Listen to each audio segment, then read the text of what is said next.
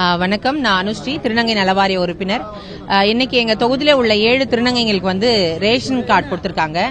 ஒவ்வொரு நபருக்குமே ஒரு அத்தியாவசியமான ஒரு கார்டு ரேஷன் கார்டு தான். உணவுப் பொருள் வழங்கல் துறை மூலமா கொடுக்கக்கூடிய இந்த கார்டு எங்களுக்கு ரொம்ப ஹெல்ப்ஃபுல்லான கார்டு. ஏன்னு பாத்தீங்கன்னாக்கா ஒவ்வொரு திருநங்கைகளுமே வாழ்வாதாரத்துக்காக போராடக்கூடிய ஒரு நபர்கள்.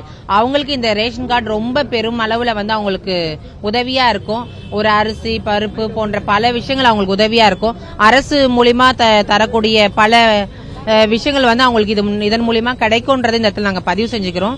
அதே மாதிரி இந்த ரேஷன் கார்டு இருந்தாதான் திருநங்கைகளுக்கு அரசின் மூலியமா கிடைக்கக்கூடிய காப்பீடு திட்டம் கார்டு கிடைக்கும்.